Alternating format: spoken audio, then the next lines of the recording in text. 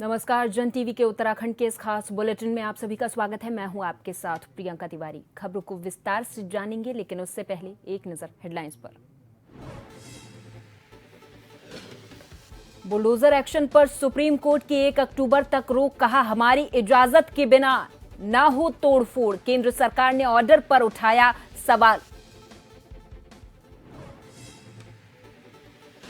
देहरादून में सेवा पखवाड़े के रूप में मनाया प्रधानमंत्री मोदी का जन्मदिन। सीएम धामी ने की पूजा अर्चना, क्रॉस कंट्री दौड़ का किया शुभारंभ।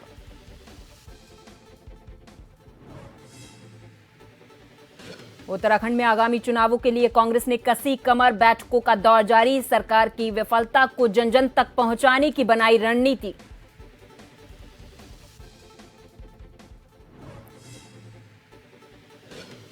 विश्वकर्मा जयंती, आज पीएम और सीएम ने दी बधाई। हरिद्वार पुलिस लाइन में कार्यक्रम, अधिकारियों और जवानों ने की शस्त्र पूजा।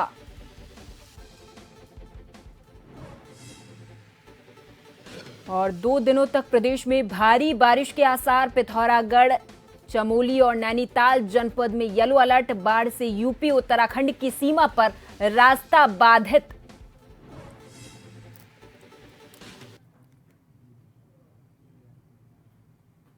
और अब खबरों को जानेंगे विस्तार से। देश भर में बुलडोजर कार्रवाई पर सुप्रीम कोर्ट ने रोक लगा दी है। सुप्रीम कोर्ट में अब इस मामले की अगली सुनवाई 1 अक्टूबर को की जाएगी। सुप्रीम कोर्ट की ओर से कहा गया है कि अगली सुनवाई तक हमारी अनुमति लेकर ही एक्शन ले। हालांकि कोर्ट ने साफ किया है कि सड़क, फुटपाथ या रेलवे लाइन को रोककर किए गए अवैध निर्माण पर यह निर्देश लागू नहीं होगा।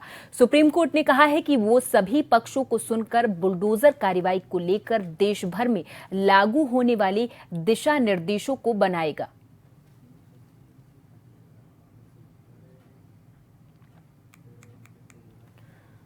राजधानी देहरादून के परेड ग्राउंड में प्रधानमंत्री मोदी के जन्मदिन के मौके पर क्रॉस कंट्री दौड़ का आयोजन किया गया था, जिसका शुभारंभ मुख्यमंत्री पुष्कर सिंह धामी ने किया है। इस मौके पर कई स्कूलों के छात्र छात्राएं मौजूद रहीं। इस दौरान मुख्यमंत्री धामी ने विश्वकर्मा दिवस के मौके पर पूजा अर्चना की है। आयोजन के दौरान धामी के साथ कैबिनेट मंत्री और विधायक मौजूद रहे। मुख्यमंत्री धामी का कहना है कि आज प्रधानमंत्री मोदी का जन्मदिन है। उनके दीर्घायु और स्वस्थ होने की प्रदेशवासी कामना कर रहे हैं। धामी ने आगे कहा कि प्रधानमंत्री मोदी का उत्तराखंड से खास लगाव है। प्रधानमंत्री के जन्मदिन के मौके पर प्रदेश में सेवा पखवाड़े का भी शुभारंभ किया गया है।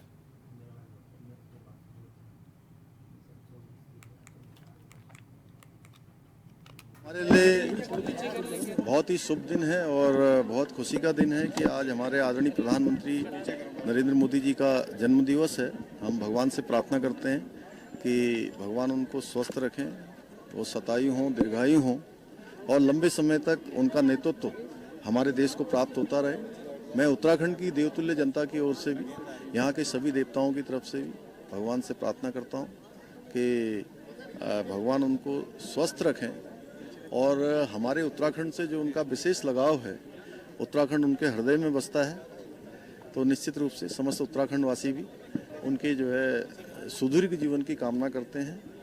और उनके नेतृत्व में आज पूरे विश्व के अंदर भारत की पताका फहर रही है। भारत दुनिया का सिरमौर भारत बनने की दिशा में आगे बढ़ रहा है। गरीब कल्याण की जो योजनाएं हैं, गरीब कल्याण के कार्यक्रम हैं, वो गरीबों के लिए एक मील का पत्थर साबित हो रहे हैं। हर किसी गरीब के जीवन को आगे बढ़ाने में सहायता कर रहे हैं। ऐतिहासिक जो निर्णय उनके समय में लिए गए हैं, वो भारत को नई दिशा देने वाले निर्णय हैं और लंबे समय तक उनका नेतृत्व हमको मिलता रहेगा। तो निश्चित रूप से भारत, विकसित भारत का जो उनका संकल्प, वो संकल्प भी पूरा होगा। हम सब आज के दिन यह भी संकल्प लेते हैं कि जो उन्होंने भारत को विकसित बनाने का संकल्प लिया है, उसमें हर एक उत्तराखंड वासी अपना योगदान देगा। इधर रामनगर में भाजपा कार्यकर्ताओं ने प्रधानमंत्री मोदी के जन्मदिन पर रामनगर के सरकारी अस्पताल में भर्ती मरीजों को फल वितरित किए हैं। उनके उज्जवल भविष्य की कामना की है। कार्यक्रम में मौजूद रामनगर विधायक दीवान सिंह बिष्ट ने बताया है कि प्रधानमंत्री मोदी का जन्मदिन सेवा पखवाड़े के रूप में मनाया जा रहा। उन्होंने बताया कि 17 सितंबर से 2 अक्टूबर तक प्रदेश भर में स्वास्थ्य, शिक्षा और स्वच्छता को लेकर कई कार्यक्रम आयोजित किए जाएंगे। आज 17 सितंबर हमारे यशस्वी प्रधानमंत्री आदरणीय नरेंद्र मोहन मोदी जी का आज जन्मदिन है और इस जन्मदिन को हम सब पखवाड़े के रूप में मना रहे हैं। आज हमारा फल वितरण का कार्यक्रम यहाँ विधानसभा रामनगर में था। अन्य जगहों पर भी बहुत से कार्यक्रम हो रहे हैं पूरे प्रदेश में भी कहीं ब्लड डोनेशन का काम हो रहा, कहीं स्वच्छता का काम हो रहा, कहीं जो होनहार बच्चे हैं उनको प्रोत्साहित करने का काम हो रहा है और जो हमारे अभी पैरा ओलंपिक में जो बच्चे जीत के आए हैं उनको सम्मान करने का कार्य। तो आज पहले दिन यहाँ रामनगर में माननीय नरेंद्र मोदी जी के उज्जवल भविष्य के लिए, उज्जवल उनके दीर्घायु के लिए हम सब लोगों ने आज यहाँ फल वितरित किया है। मंगलवार को देश के प्रधानमंत्री नरेंद्र मोदी का जन्मदिन रामनगर में भाजपा कार्यकर्ताओं ने उल्लास के साथ मनाया। तो वहीं विधायक दीवान सिंह बिष्ट ने बताया कि सेवा पखवाड़ा के रूप में प्रधानमंत्री का जन्मदिन मनाया जा रहा है। तो वहीं रामनगर के सरकारी अस्पताल में प्रधानमंत्री के जन्म दिवस के अवसर पर विधायक दीवान सिंह बिष्ट, नगर मंडल अध्यक्ष मदन जोशी और ग्रामीण मंडल अध्यक्ष वीरेंद्र सिंह रावत के नेतृत्व में मौजूद भारी संख्या में कार्यकर्ताओं ने अस्पताल में भर्ती मरीजों को फल वितरित किए। तो वहीं विधायक दीवान सिंह बिष्ट ने बताया कि 17 सितंबर से लेकर 2 अक्टूबर तक प्रदेश भर में स्वास्थ्य शिक्षा को लेकर कार्यक्रम किए जाएंगे। वहीं मेधावी छात्र छात्राओं को सम्मानित किया जाएगा। सफाई व्यवस्था, स्वच्छता को लेकर भी कार्यक्रम किए जाएंगे। तो वहीं उन्होंने कहा कि प्रधानमंत्री के जन्मदिन को लेकर वृक्षारोपण का कार्यक्रम भी किया जाएगा और उन्होंने बताया कि देश के यशस्वी प्रधानमंत्री नरेंद्र मोदी के दीर्घायु होने की कार्यकर्ताओं ने कामना की। तो वहीं विधायक ने क्षेत्र के सभी लोगों से केंद्र सरकार और राज्य सरकार की योजनाओं का लाभ लेने की अपील करते हुए लोगों से यह भी कहा है कि प्रधानमंत्री के दीर्घायु होने की कामना में सभी लोग अपना महत्वपूर्ण योगदान दें। रामनगर से राजीव अग्रवाल के साथ कैमरामैन बंटी अरोड़ा, जन टीवी। तो वहीं नैनीताल में प्रधानमंत्री मोदी का जन्म दिवस मनाया गया है, जिसमें स्वच्छता अभियान चलाया गया और भारत को स्वच्छ बनाने की शपथ विधायक सरिता आर्य ने दिलाई है और झाड़ू लगाकर सफाई की है।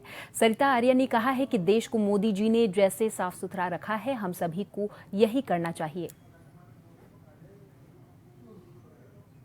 बधाई देती हूँ। हमारे सबका साथ, सबके विकास का नारा और सबको साथ चलने वाले हमारे सम्मानित इस देश के प्रधानमंत्री जी का जन्मदिन है। मैं अपने विधानसभा की ओर से और अपने उत्तराखंड के राज्य की ओर से माननीय मोदी जी को बधाई देती हूँ। जिस तरह से मोदी जी का मिशन है कि हम देश को स्वच्छ रखें, हम मोहल्लों को स्वच्छ रखें, घर को स्वच्छ रखें और अपने राज्य को स्वच्छ रखें, उसकी शपथ लेते हुए और अपने नगर पालिका के तत्वाधान में आज हम लोगों ने यहाँ पे शपथ भी ली। भाजपा केदारनाथ उपचुनाव के सर्वे के आधार पर प्रत्याशी तय करेगी। भाजपा के प्रदेश अध्यक्ष महेंद्र भट्ट ने बताया है कि केदारनाथ उपचुनाव के लिए पार्टी प्रत्याशी का चयन सर्वे के आधार पर किया जाएगा। उन्होंने कहा कि इस संदर्भ में जल्द पर्यवेक्षक और सर्वे की रिपोर्ट मंगाई जाएगी। इसके साथ ही आगामी निकाय और पंचायत चुनावों में भी प्रत्याशियों का चयन सर्वे के आधार पर ही किया जाएगा। इस दौरान उन्होंने भारी मत के साथ जीत का भी दावा किया है कि हम हर चुनाव के लिए सदैव तत्पर रहते हैं। हर चुनाव की रणनीति हमारी पूर्व में नियोजित रहती है। हम उसके लिए अभी जो नगर निगम के चुनाव के लिए प्रदेश की पर्यवेक्षक टोली हम भेजने वाले हैं। बहुत जल्दी वो टोली नगर निगम में, नगर पालिका में जाएगी। प्रत्याशियों, कार्यकर्ताओं राय शुमारी के बाद प्रत्याशी का पैनल आएगा, उस पर हम पब्लिक सर्वे कराएंगे और सर्वे के आधार पर प्रत्याशी की घोषणा करेंगे। बहुत जल्दी जैसे चुनाव घोषित होता है हम अपने प्रत्याशी घोषणा कर देंगे। और मैं कह सकता हूँ कि हम चुनाव को जैसे पिछली बार के चुनाव में हम 90% नगर पालिका नगर निगम जीते हैं, उसी प्रकार की जीत हमारी इस बार भी रहेगी। उत्तराखंड में आगामी चुनावों के लिए कांग्रेस ने कमर कस ली है। आगामी केदारनाथ उपचुनाव और निकाय और जिला पंचायत चुनाव के लिए कांग्रेस में बैठकों का दौर लगातार जारी है। कांग्रेस की प्रदेश प्रवक्ता शीशपाल सिंह बिष्ट ने बताया है कि प्रदेश अध्यक्ष करण माहरा और सह प्रभारी के द्वारा लगातार प्रांतीय नेताओं और कार्यकर्ताओं से जुड़ने का काम किया जा रहा। विकास, महिला अपराध, कानून व्यवस्था, रोजगार समेत कई मुद्दों पर सत्ताधारी सरकार की विफलता को जन जन तक पहुंचाने का काम किया जा रहा है, जिससे पार्टी भविष्य के चुनावों में बेहतर प्रदर्शन कर सके। विधानसभा उपचुनाव और आने वाले निकाय और पंचायत चुनाव को लेकर के कांग्रेस पार्टी ने पूरी तरह से कमर कसी हुई है। आदरणीय प्रदेश अध्यक्ष करण महाराज जी लगातार मंडल स्तर तक भ्रमण कर रहे हैं और कार्यकर्ताओं को आवश्यक दिशा निर्देश दे रहे हैं। केदारनाथ प्रतिष्ठा रक्षा यात्रा से लौटने के बाद कल आदरणीय प्रदेश अध्यक्ष और हमारे आदरणीय सह प्रभारी सुरेंद्र शर्मा जी ने सभी फ्रंटल प्रकोष्ठों की बैठक कांग्रेस भवन में ली और आवश्यक दिशा निर्देश सभी को दिए। हम कोई भी कोई कसर इन उपचुनाव में और आने वाले चुनाव में नहीं छोड़ना चाहते, क्योंकि भाजपा के खिलाफ प्रदेश में माहौल है, जनता में आक्रोश है, क्योंकि बेरोजगारों को रोजगार नहीं मिल रहा है, विकास नाम की चिड़िया कहीं नजर नहीं आ रही है। हरिद्वार के जगत गुरु आश्रम में आयोजित ज्योतिष सम्मेलन में पहुंचे अंक ज्योतिषाचार्य डॉक्टर कुमार गणेश ने दावा किया है कि एनडीए में विखंडन हो सकता है। पीएम मोदी, चंद्रबाबू नायडू और नीतीश कुमार, इन तीनों के स्त्री अंक खराब हैं। स्त्री अंक वाले एक दूसरे को धोखा देते हैं। इसलिए अंकों के अनुसार 1.5 साल के बाद यानी कि 9 जुलाई 2025 के बाद से एनडीए सरकार खतरे में पड़ना शुरू हो जाएगी। सरकार में और विखंडन क्या होगा, उसके लिए आपको जाना पड़ेगा कि मोदी जी के स्त्री अंक खराब है। स्त्री अंक गठबंधन का भी होता है। अब गठबंधन में ही से सरकार चल रही है, इस बार भाजपा की सरकार कहाँ है। और फिर ध्यान दीजिए, जिन दो लोगों के समर्थन से सरकार चल रही है उन दोनों के स्त्री अंक खराब है। चंद्रबाबू नायडू ने अपने ससुर की पार्टी तोड़ी, सामान्य सांसारिक भाषा में ससुर के साथ विश्वासघात किया, यानी स्त्री अंक खराब है। ससुर मतलब पत्नी का पिता, ससुर पत्नी से रिश्ता। इधर नीतीश कुमार के स्त्री अंक वैसे ही खराब, ये चलते फिरते स्त्रियों के बारे में उलझुल बोल देते हैं। इनके परिवार के अंक खराब है, स्त्री अंक मतलब परिवार के अंक। तो दोनों खराब स्त्री अंक वाले लोग ही सरकार टिका रहे हैं और इस सरकार के स्त्री अंक खराब है। मोदी जी के खुद के खराब है, दाम्पत्य होकर भी नहीं है। तो इसका मतलब ये होता है कि ये सरकार जो है वो 1.5 साल, अंक 2 होता है वो 1.5 से 2.5 होता है, तो 1.5 साल के बाद ये सरकार खतरे में पड़नी शुरू हो जाएगी। और वैसे सरकार के अंक देखें तो 13 महीने का मतलब हुआ कि 9 जुलाई 2025 यहाँ से सरकार को खतरा शुरू होता है। और 2.5 साल 2 का अंक चलता है 1.5 से 2.5 तक, तो 2.5 वर्ष का मतलब क्या हो गया कि आप ये देखिए जुलाई से 2 वर्ष यानी कि जून 2027 और उसमें आप जोड़े 6 महीने यानी जनवरी 2028। तो मोटे तौर पर किसी गणना से ये सितंबर 27 आ रहा है, किसी गणना से मार्च 28 आ रहा है, जनवरी। तो ये जो समय है ये सरकार के लिए, मोदी सरकार के लिए ठीक नहीं है। और यहाँ पर वक्त है एक छोटे से ब्रेक का। फौरन हाजिर होंगे कुछ और खबरों के साथ।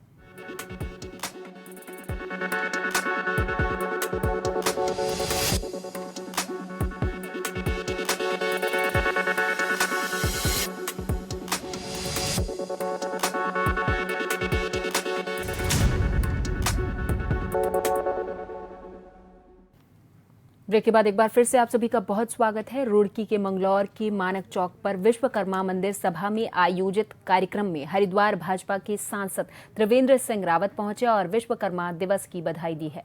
कार्यक्रम में पहुंचे सांसद ने कहा कि विश्वकर्मा पूजा को विश्वकर्मा जयंती और विश्वकर्मा दिवस के नाम से भी जाना जाता है। हिंदू धर्म में भगवान विश्वकर्मा को सृजन का देवता माना गया है।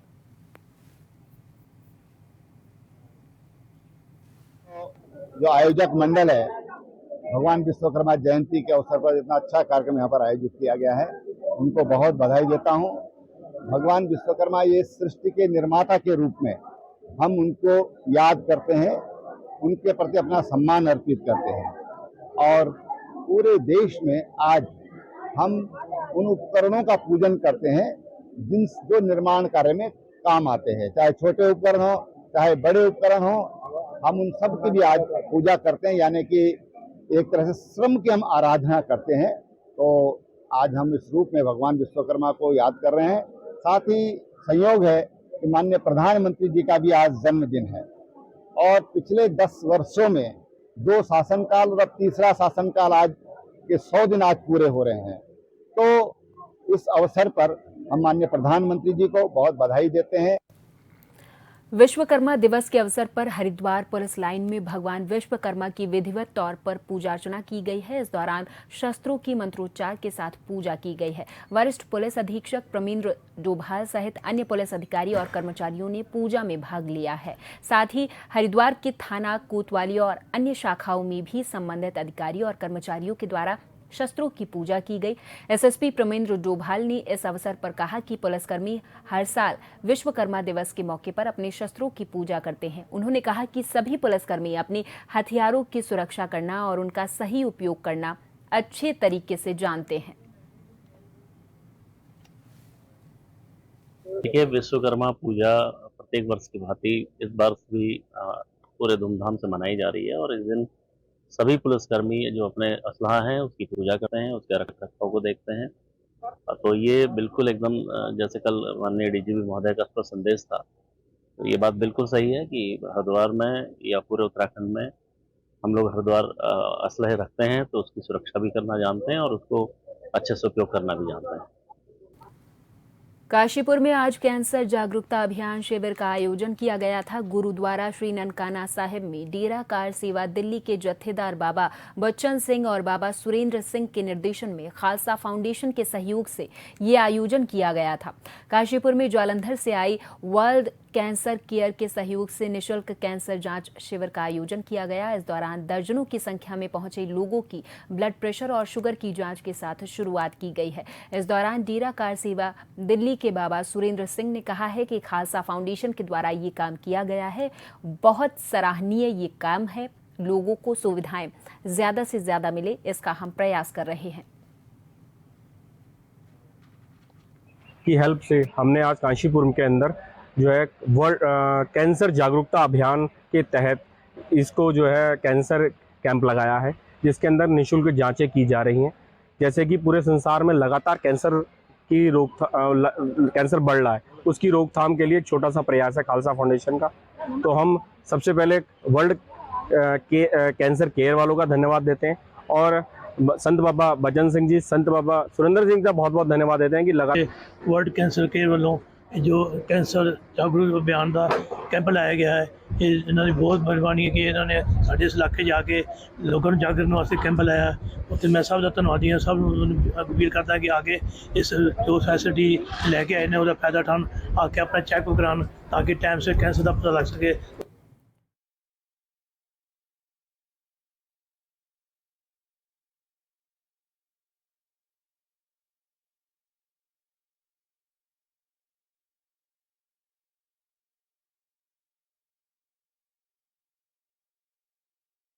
वहीं भारी संख्या में रामलीला देखने पहुंचे दर्शन करने कलाकारों की जमकर प्रशंसा की गई है। इसके साथ ही रामलीला का शुभारंभ रामनगर विधायक दीवान सिंह बिष्ट और भाजपा नगर अध्यक्ष मदन जोशी ने संयुक्त रूप से किया है। विधायक दीवान सिंह बिष्ट रामलीला कमेटी के कार्यों की जमकर प्रशंसा करते हुए नजर आए और कलाकारों से बातचीत भी की है।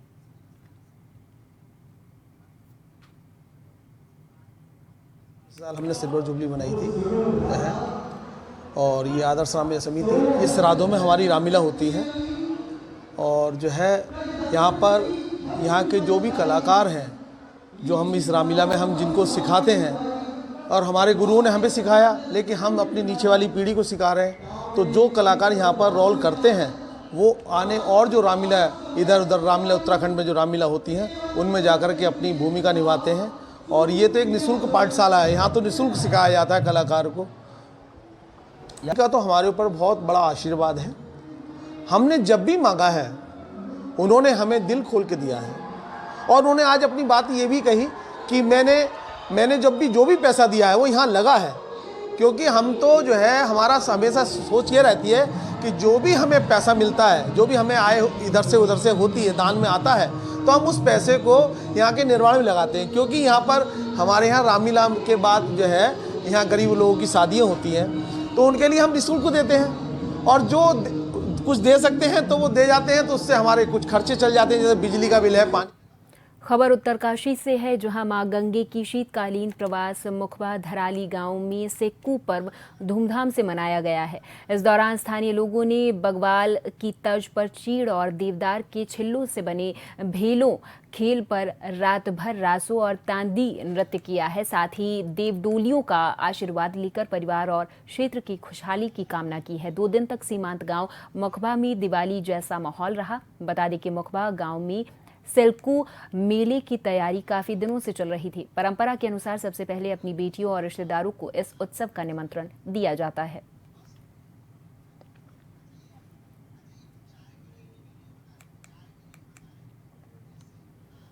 आज से श्राद्ध पितृ पक्ष की शुरुआत हो गई है। ऐसा माना जाता है कि 16 दिन तक हमारे पितृ पृथ्वी पर आकर हमारे घर पधारते हैं। इसलिए शास्त्रों में भी पितृ शांति और उनका आशीर्वाद पाने के लिए श्राद्ध कर्म करना परम आवश्यक बताया गया है। यही कारण है कि सुबह सवेरे से ही दूर दराज से आए श्रद्धालु हरिद्वार के नारायणी शिला मंदिर में अपने पितरों का श्राद्ध तर्पण और पिंडदान कर रहे हैं।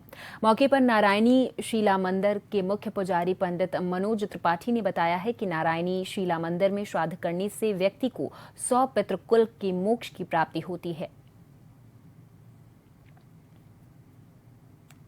ये जो 16 दिन का कन्यागत सूर्य यानी कि कनागत या महालय पक्ष, जिसे सामान्य भाषा में हम श्राद्ध पक्ष कहते हैं, ये 16 दिन का वो समय है जब हमारे पितृ हमारे घर पधारेंगे। ये 16 दिनों के अंदर संपूर्ण भारतवर्ष से लोग अपने पितरों के प्रसन्नता और पितृदोष की मुक्ति के लिए श्राद्ध कर्म करने आते हैं नारायण शिला मंदिर में। क्योंकि यहाँ पे भगवान नारायण का कंठ से लेकर नाभि तक का हिस्सा है और यहाँ स्वयं वर्णन आता है, यस्तत्र कुरुते श्राद्धम श्रद्धा भक्ति समन्वितः शतम मातृवंशापि पितृवंशापि शतम तथा स्वयं तारिता पितरस्तेन सत्यम न संशय। जो व्यक्ति अपने पितरों के निमित्त यहाँ श्राद्ध करता है वह 100 पितृकुल पिता बाबा आदि और मातृकुल नाना नानी आदि और स्वयं का मोक्ष कर लेता है। इसमें कोई संशय नहीं है। श्राद्ध पक्ष शुरू होते ही हर साल भगवान बद्री विशाल जी के धाम में ब्रह्म कपाल नामक तीर्थ स्थल में तीर्थयात्री अपने पितरों का तर्पण करने के लिए भारी संख्या में पहुंचते हैं। आपको बता दें कि आज से श्राद्ध पक्ष की शुरुआत हो चुकी है और ऐसे में भगवान बद्री विशाल जी के धाम में इस वक्त हजारों हजार की तादाद में देश और विदेश के हर कोने से तीर्थयात्री पहुंचे हुए हैं।